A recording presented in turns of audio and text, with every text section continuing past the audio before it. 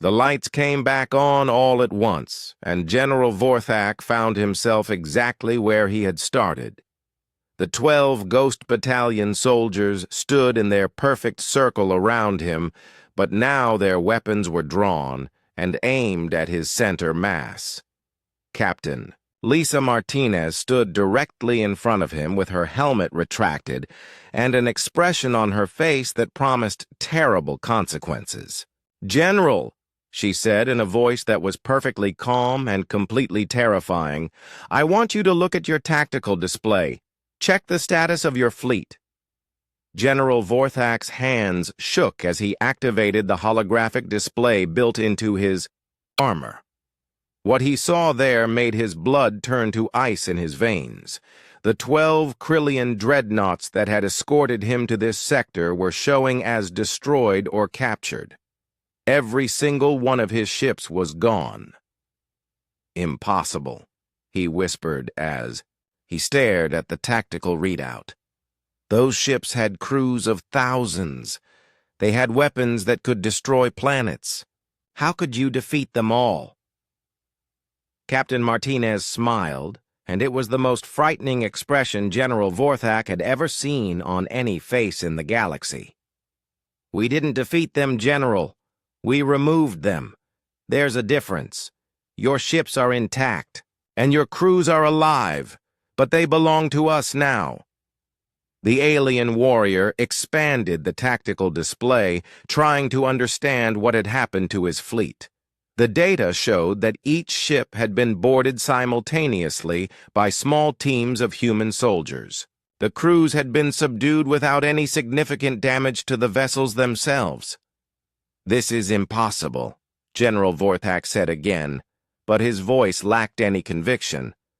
"My ships had the best shields, the most advanced weapons, the finest warriors in the Krillian fleet. You cannot have taken them all in a matter of minutes." Jake Martinez stepped out from behind his energy barrier and walked over to stand next to his sister. His face was still swollen from the general's attack, but he looked completely calm and confident. "General, you really don't understand what you're dealing with, do you?" Lisa Martinez touched a control on her armor, and a new holographic display appeared showing the interior of one of the Krillian ships. Hundreds of alien warriors lay unconscious on the deck, while human soldiers in Ghost Battalion armor moved among them, checking their condition and securing their weapons. "Neural gas," Captain Martinez explained in a conversational tone. "Completely harmless but very effective. We studied Krillian physiology for years before we developed it. Your people will wake up in a few hours with nothing worse than headaches." General Vorthak watched the display with growing horror as he realized the scope of what the humans had accomplished. They had not just defeated his personal escort. They had captured an entire battle fleet without firing a single shot in anger. "How long?" he asked, in a voice barely above a whisper. "How long have you been planning this?" Captain Martinez looked at her brother and then back at the alien general. "We've been planning for eventual conflict with the Krillian Empire since the first time your scouts entered human space. That was about 15 years ago. We've had plenty of time to prepare." The tactical display updated again, showing the positions of more human ships that had been invisible until now. Dozens of vessels appeared on the screen surrounding the trading station and the captured Krillian fleet. They had been there all along, hidden by technology that made them completely undetectable. "Stealth cruisers," Jake explained helpfully. "My sister's people designed them specifically for operations against species that depend on conventional sensors. They can sit right next to your ships and you'll never know they're there until they want you to."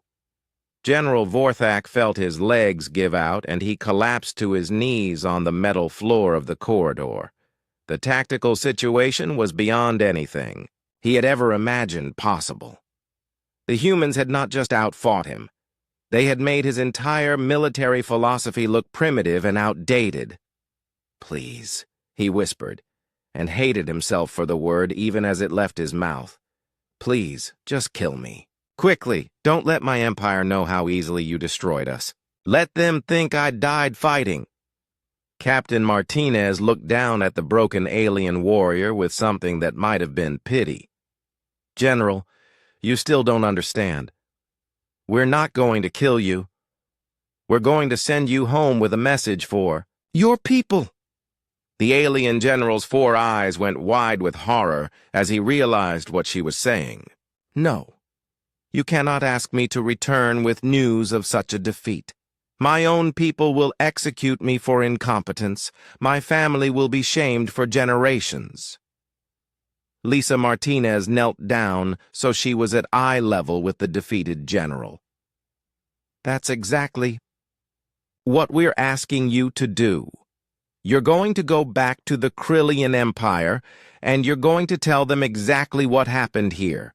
You're going to explain that this was our response to one human teenager being struck. Jake stepped forward and looked down at the alien who had seemed so powerful just minutes before. And you're going to let them imagine what our response would be to a real attack on human territory or human civilians. General Vorthak understood now why the humans had chosen this form of defeat over a simple execution. Death would have been merciful compared to living with the knowledge of how completely he had been outmatched. Carrying that message back to his empire would destroy everything he had built in his military career. This is worse than death, he said in a voice filled with despair. You are asking me to destroy myself and my people's confidence in our military power. Captain Martinez stood up and looked down at him with cold professionalism.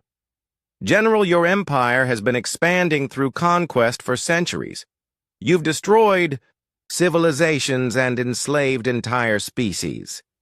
Did you really think that would continue forever, without consequences?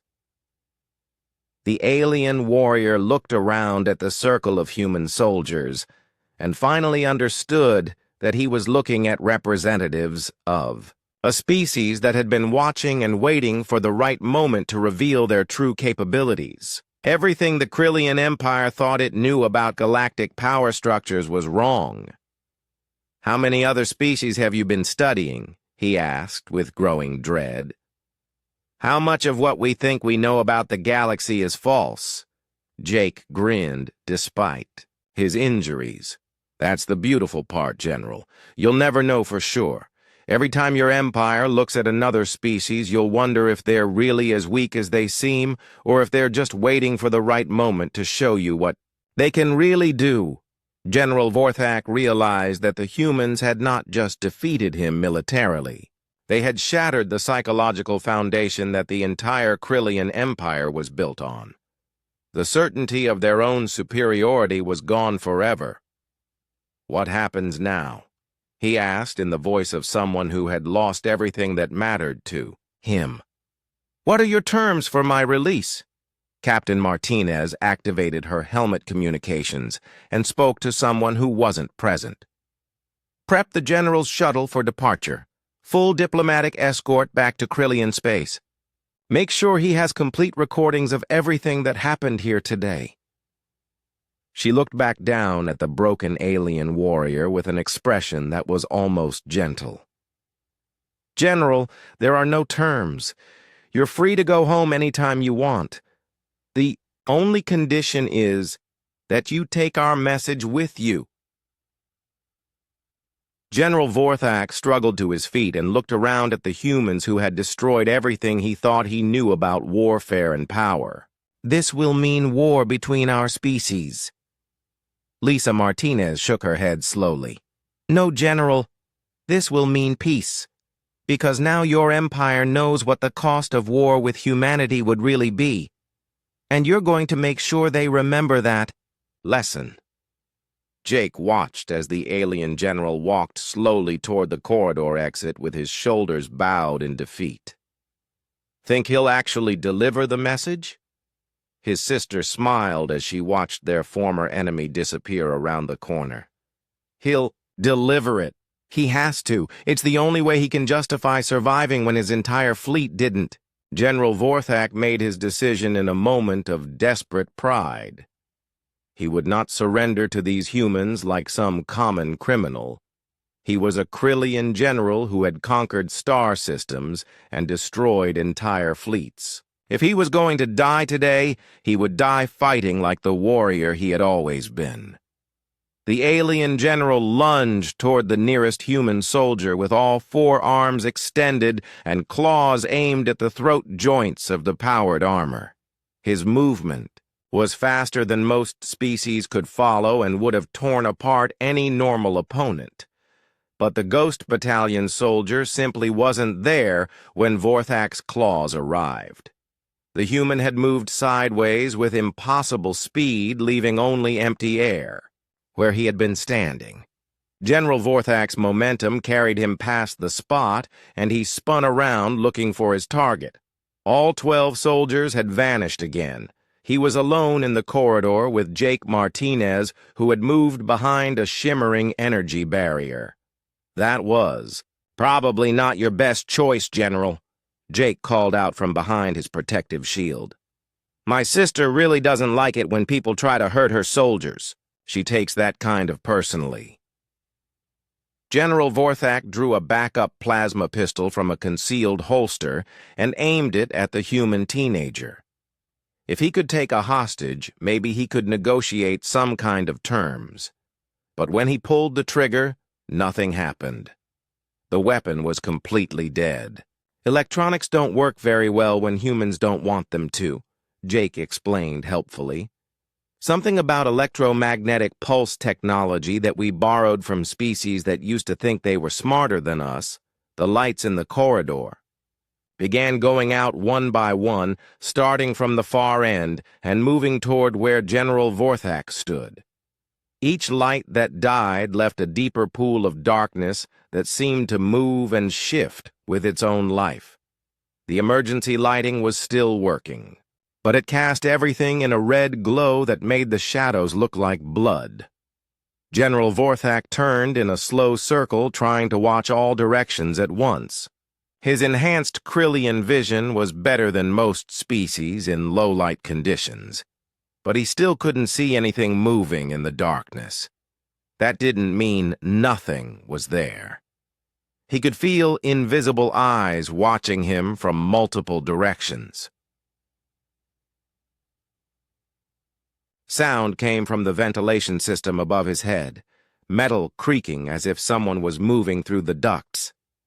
General Vorthak aimed his useless weapon upward and tried to track the noise, but it seemed to come from everywhere at once. Then it stopped completely, leaving only silence. "This is psychological warfare," he said aloud, trying to convince himself as much as anyone else. "Humans are trying to break my mind because they cannot defeat my body in honest combat." Jake's voice came from somewhere in the darkness, sounding almost sympathetic. "General, my sister doesn't do honest combat.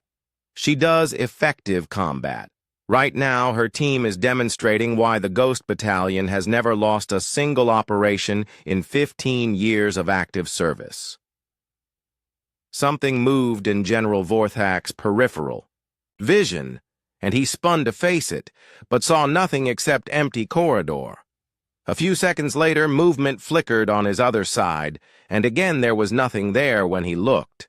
His hearts were beating faster now, and he could taste the copper flavor of adrenaline in his mouth. The alien warrior activated his personal force field generator and felt slightly better when the blue energy barrier sprang up around him. At least, now he had some protection against surprise attacks. But the comfort lasted only a few seconds before the force field began flickering and then failed completely. Force fields work by generating a specific frequency of electromagnetic energy, Jake explained from his safe position. Humans are really good at generating frequencies that cancel out other frequencies. We learned that trick from a species that tried to hide behind energy barriers when we came looking for them. General Vorthak was beginning to understand that he was not fighting a battle.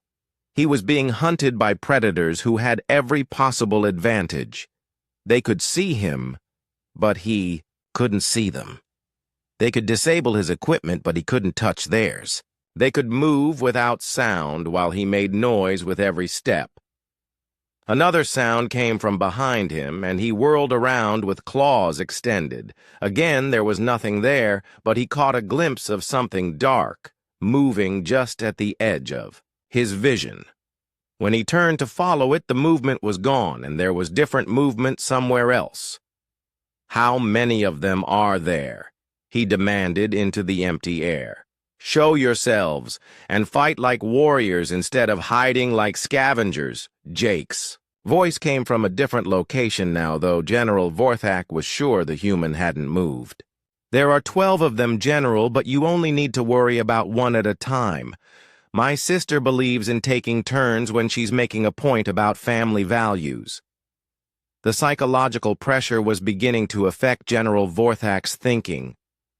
He had been trained to fight visible enemies with conventional weapons using established tactics.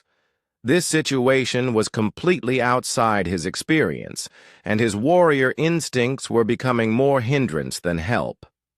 A new sound reached his ears from somewhere in the station beyond the corridor. It was the distinctive whine of energy weapons firing, followed by the deeper rumble of explosive charges. Combat was taking place somewhere else on Kepler's Rest, and it was getting closer. "That would be the rest of your bodyguards," Jake explained, conversationally. "The ones who were supposed to be guarding your ship. Don't worry, they're not being killed. My sister's orders are to take prisoners when possible. She wants witnesses to what happened here today." General Vorthak felt his legs shaking and realized with horror that his body was betraying his mind. Fear was taking control despite decades of combat experience and warrior training. The humans had reduced him to a frightened animal being stalked by invisible predators. "What do you want from me?" he shouted into the darkness. "If you're going to kill me, then do it. Stop playing these games and fight like soldiers." Captain Martinez's voice came from directly behind him, even though he was sure nothing had been there a moment before. "General, we're not playing games. We're conducting a field test of anti-Krillian tactics. Your reaction times, reflexes, and psychological breaking point are all being recorded for analysis." General Vorthak spun around, but saw only empty space where the voice had come from. His claws scraped against the metal walls as he tried to find something solid to put his back against. The corridor seemed to be getting longer and darker with each passing second. "You see, General?" Jake's voice continued from yet another impossible location. "Humans study our enemies very carefully before we fight them. We know that Krillian warriors depend on direct confrontation and superior firepower. Take those away, and you become much less dangerous." The alien warrior's breathing was becoming rapid and shallow as panic began to override his training. He had faced impossible odds before, but always with the option of fighting back. This was different. This was helplessness disguised as combat. Movement flickered in 3 different directions at once, and General Vorthak froze in the center of the corridor, unable to decide which threat to face.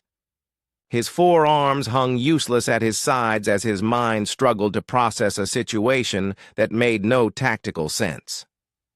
"Time to end this," Captain Martinez's voice said from everywhere and nowhere at once. "General Vorthak of the Krillian Empire, you are defeated."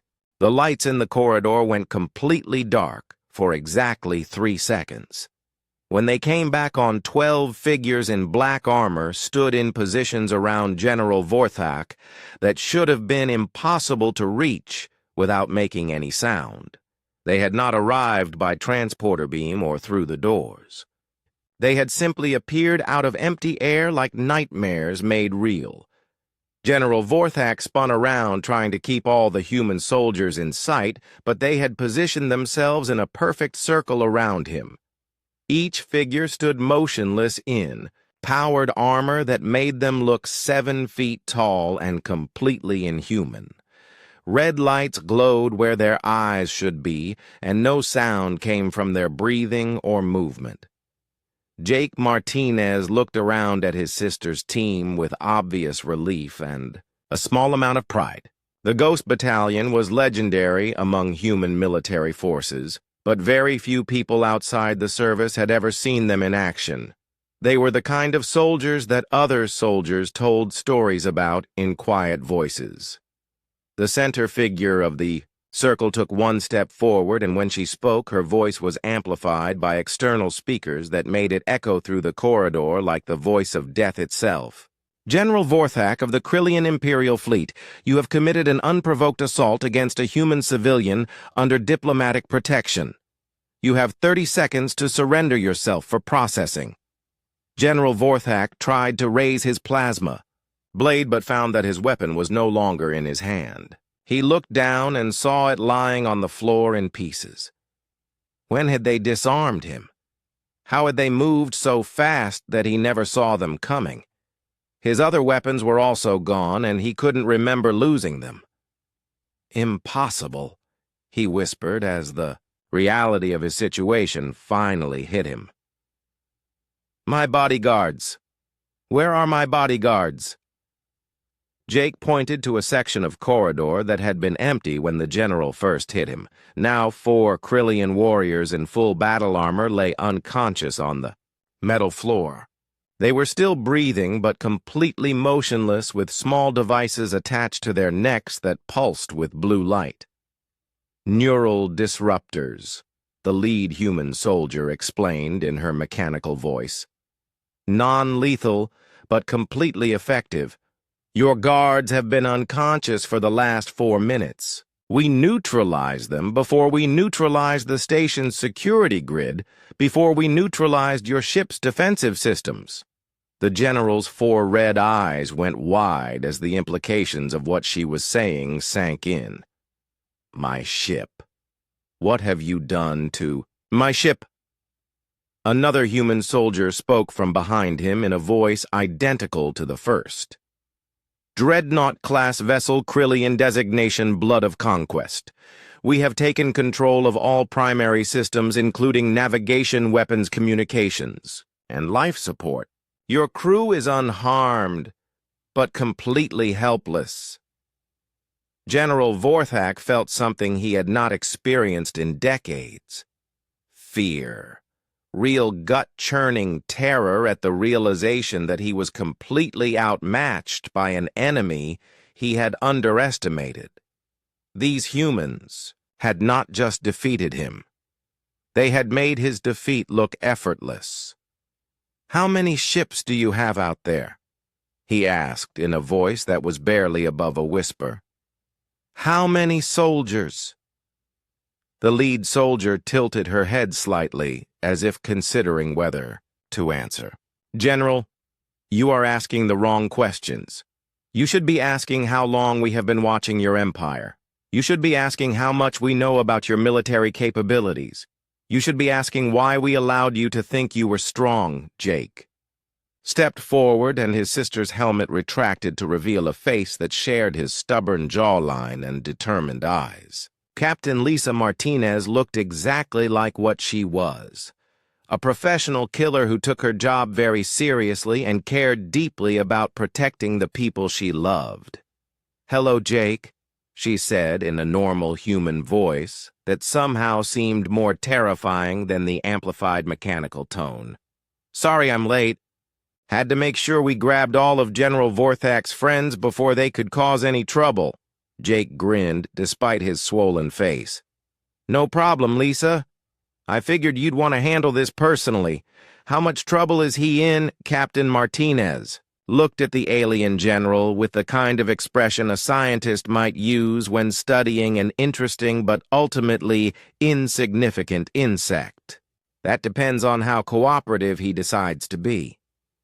The Terran Defense Council has been looking for an excuse to send a message to the Krillian Empire about their expansion policies.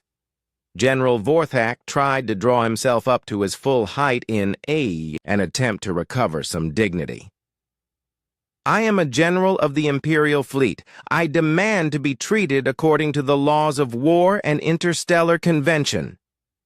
Lisa Martinez smiled, and it was not a pleasant expression. General, those laws apply to conflicts between equal powers. What's happening here isn't a war. This is a demonstration. You picked the wrong human family to mess with, and now you get to be our object lesson. The other Ghost Battalion soldiers had remained perfectly still during this conversation, but General Vorthak could feel their attention focused on him like laser sights. He was beginning to understand that he was not dealing with a rescue operation or a negotiation.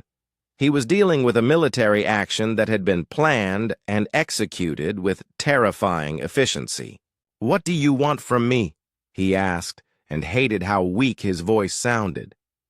"What are your terms?" Captain Martinez shook her head slowly. "General, you still don't understand. We don't want anything from you. We want you to carry a message back to your empire. We want you to tell them exactly what happened here today. We want you to explain how easily we defeated your best warriors and captured your most advanced ship." The alien general felt his stomach drop as he realized what kind of message that would be. To return home with news of such a complete defeat would destroy his reputation and possibly his life. Krillian culture did not forgive failure, especially failure that made the Empire look weak. "You cannot expect me to admit such a defeat," he said desperately. "My own people would execute me for incompetence. There must be another way." Lisa Martinez looked at her brother and then back at the general. "There is another way, General. You could choose not to go home at all. We could arrange for you to have a little accident here on the station. No one would ever know what really happened." The suggestion hung in the air like a physical threat. General Vorthak realized that he was being offered a choice between professional suicide and actual suicide. Either way, his life as he knew it was over. "This is not how warriors behave," he said in one last attempt to find solid ground. "Where is the honor in this? Where is the glory in defeating an unarmed enemy?" Captain Martinez stepped closer until she was looking up into his 4 red eyes. "General honor and glory are luxuries that only matter when both sides agree to play by the same rules. You decided to hurt my brother. That changed the rules. Now we play by human rules, and human rules are very simple. You threaten our family, and we end you." The corridor had become completely silent, except for the quiet hum of the Ghost Battalion's powered armor. General Vorthak looked around at the circle of human soldiers and finally understood that he was not going to fight his way out of this situation. He was not going to negotiate his way out. He was going to accept whatever fate these humans decided to give him. Jake walked over to stand next to his sister and looked up at the towering alien general. "You know what the really scary part is, General? This isn't even our best team. The Ghost Battalion is just what we send when we want to be subtle about things." General Vorthak studied the human teenager with growing confusion. Something was very wrong with this situation, but he couldn't put his clawed finger on exactly what. The boy should be cowering in fear or begging for mercy. Instead, he sat calmly on the cargo crate, wiping blood from his nose and checking some kind of timing device on his wrist. The corridor had become eerily quiet. All the alien traders and travelers who had been going about their business just minutes before had either left the area completely or were pressed against the far walls trying to make themselves invisible. Even the usual background noise of the trading station seemed muted. Jake Martinez looked at his chronometer again and saw that 4.5 minutes had passed since he sent his message. He knew from experience that his sister was never late when family was involved. Growing up with Lisa had taught him that she took threats to their family very seriously. Some of his friends at school thought having a military sister was annoying, but Jake had always found it reassuring. "You seem very confident for someone who just got beaten by a superior warrior," General Vorthak said as he studied the strange human. "Perhaps your species is even more foolish than I thought. Do you not understand that I could kill you with one hand?" Jake nodded as he folded up the bloody tissue and put it in his pocket. "Oh, I understand perfectly, General. You're bigger, stronger, faster, and better armed than I am. In a fair fight, you would probably kill me in about 3 seconds. But this isn't going to be a fair fight." The Krillian general's 4 red eyes narrowed as he tried to understand what the human meant. "What are you talking about, boy? There is no fight here. There is only a lesson being taught to an inferior species about respect and proper behavior. The lesson is definitely going to be taught," Jake agreed as he checked his chronometer once more. "But I don't think you're going to like what you learn. You see, General, my sister doesn't believe in fair fights. She believes in overwhelming force applied with surgical precision." General Vorthak was starting to get annoyed with the human's cryptic comments. In his experience, weak species tried to confuse situations with words when they couldn't win with strength. It was a pathetic tactic that never worked against true warriors. "Enough of this nonsense!" the general growled as he drew a curved plasma blade from his belt. The weapon hummed with deadly energy and cast an orange glow across the metal walls. "I will end your miserable life now and send your body to your father as a lesson in proper respect." Jake looked at the weapon without any visible fear. "I really wouldn't do that if I were you, General. You've got about 30 seconds before this situation gets completely out of your control. If you kill me now, my sister is going to take it very personally." The alien warrior raised his plasma blade and prepared to strike down the insolent human child. Just as he was about to swing the weapon, something impossible happened. Every light in the corridor flickered at exactly the same time. The background hum of the station's power systems shifted to a different frequency for just a moment before returning to normal. General Vorthak paused with his weapon raised as he tried to figure out what had just happened. Power fluctuations on space stations were usually signs of serious technical problems or enemy action. His warrior instincts told him something was very wrong. Jake checked his chronometer one more time and smiled despite his broken nose. "Time's up, General. I hope you're ready to meet my sister because she's already here." The Krillian general spun around looking for threats, but saw nothing except empty corridor and terrified aliens pressed against the walls. "What are you talking about, human? There is no one here but us." "That's the thing about the Ghost Battalion," Jake said conversationally. "You never see them coming until they want you to. They've been in this corridor for the last 2 minutes moving around you like you're standing still. Human stealth technology is really quite impressive." General Vorthak's blood went cold as the implications hit him. If humans had stealth technology advanced enough to infiltrate a secure trading station without detection, then his assumptions about their capabilities were completely wrong. He looked around the corridor again, but still saw nothing threatening. "Impossible," he snarled, but there was uncertainty in his voice now. "My sensors would detect any intruders. Krillian technology is the most advanced in the galaxy." Jake shook his head sadly. "General, you really haven't been paying attention to human military development, have you? We've been watching your empire for years. We know exactly what your sensors can and can't detect." We know your ship designs your tactical doctrines, your command structure, and your personal combat records." The alien warrior took a step backward as the reality of the situation began to dawn on him. If the humans had been studying Krillian military capabilities while hiding their own true strength, then everything he thought he knew about galactic power structures was wrong.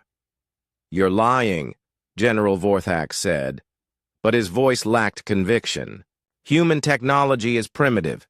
Your species has only been spacefaring for a few centuries. The Krillian Empire has ruled the stars for millennia."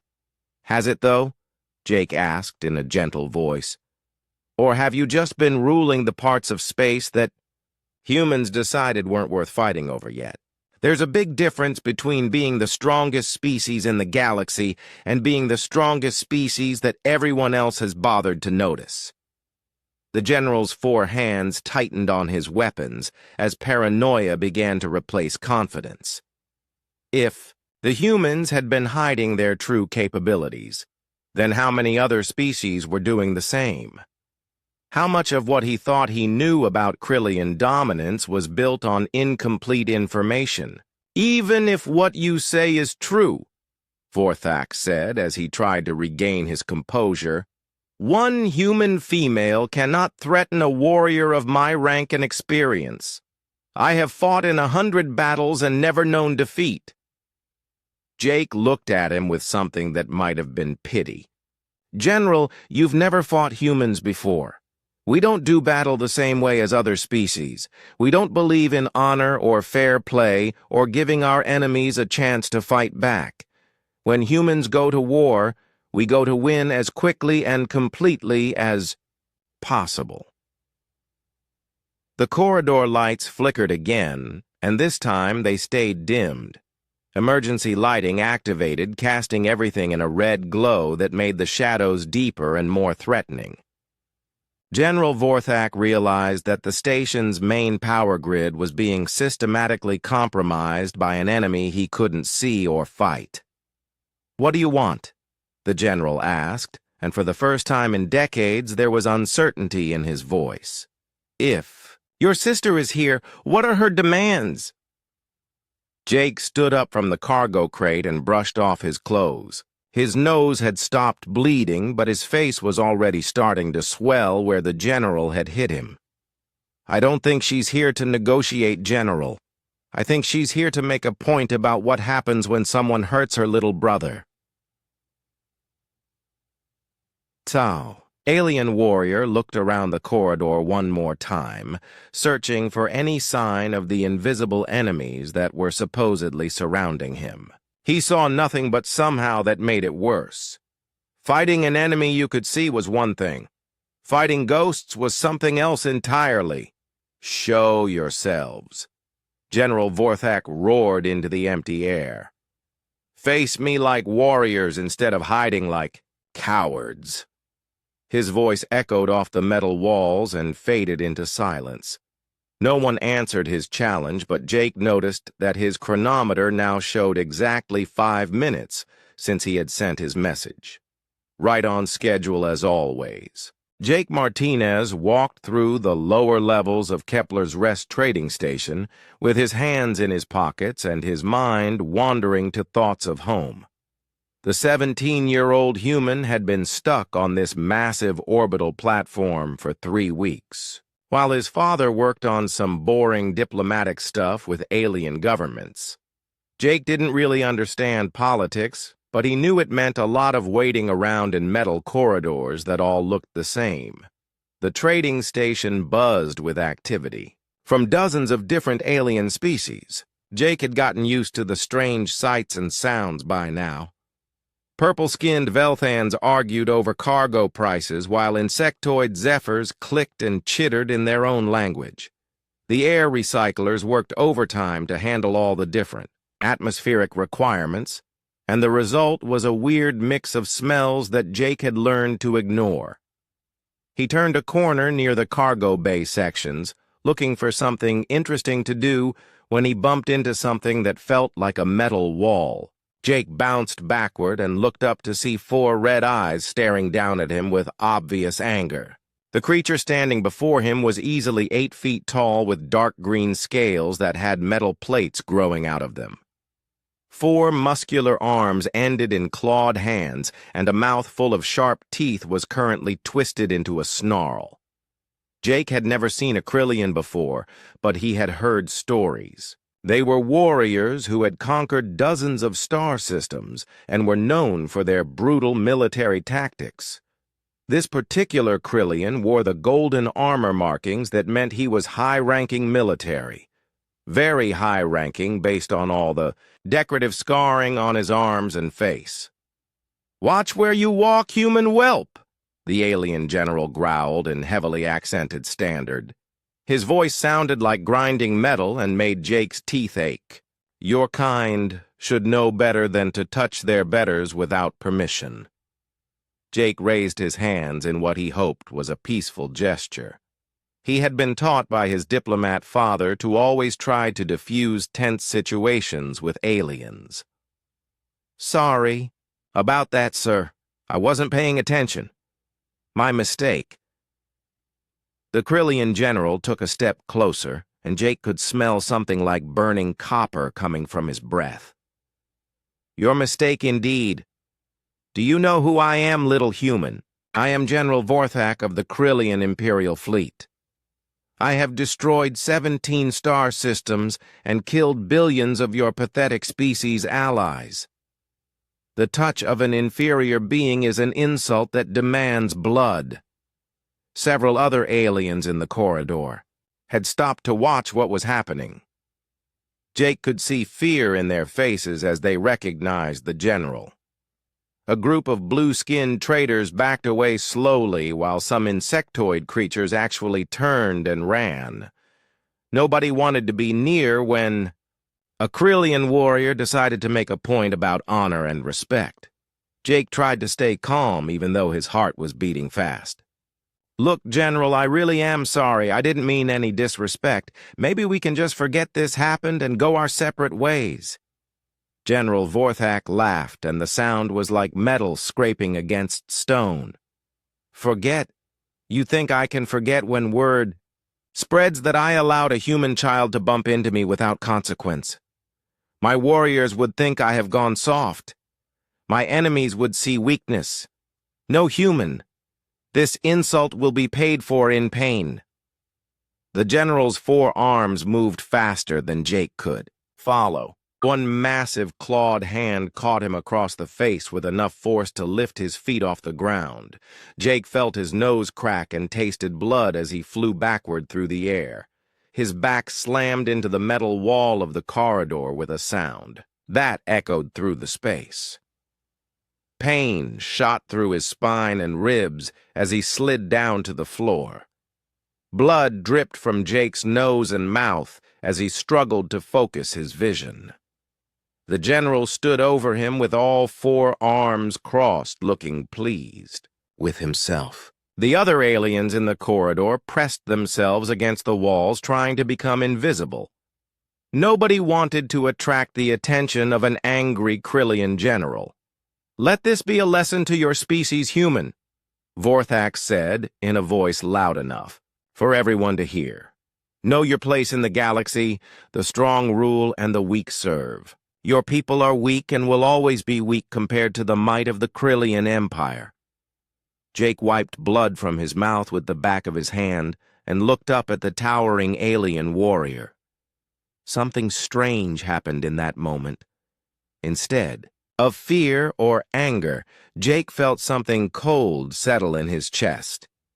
It was the same feeling he got when bullies at school picked on smaller kids. It was the feeling that meant someone was about to learn a very hard lesson about picking on the wrong person. The human teenager slowly pushed himself to his feet, using the wall for support. His nose was definitely broken, and his back felt like he had been hit by a shuttle, but he could still move.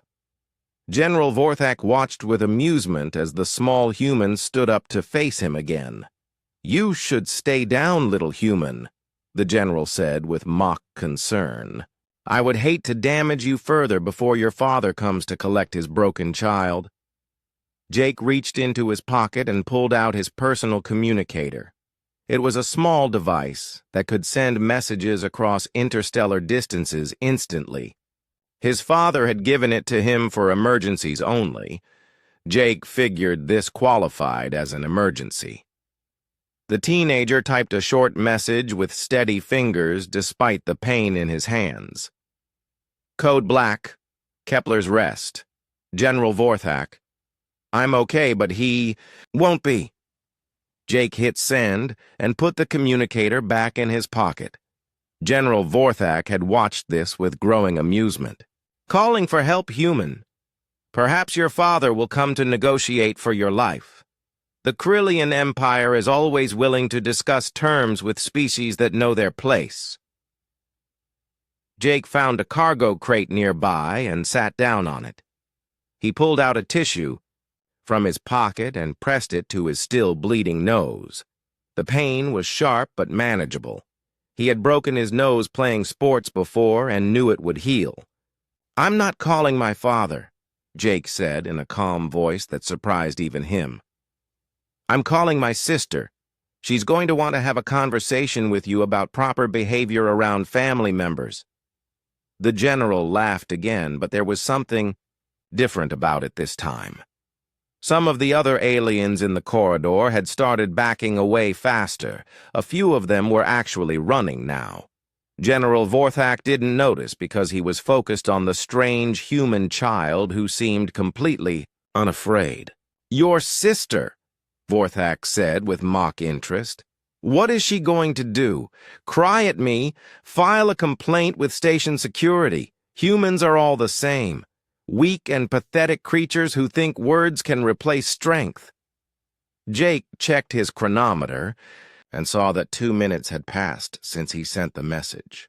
He looked back up at the general with something that might have been pity in his eyes. General, you really should have done your research before hitting me, Jake said quietly. My sister is Captain Lisa Martinez of the Human Ghost Battalion. She doesn't use words to solve problems. She uses much more direct methods. The name meant nothing to General Vorthak, but he noticed that the few remaining aliens in the corridor had gone completely silent. Even the background noise of the trading station seemed to have gotten quieter. Something was wrong, but the Krillian warrior couldn't figure out what. Jake glanced at his chronometer again. 4 minutes had passed. He looked back at the general and almost felt sorry for what was about to happen. Almost.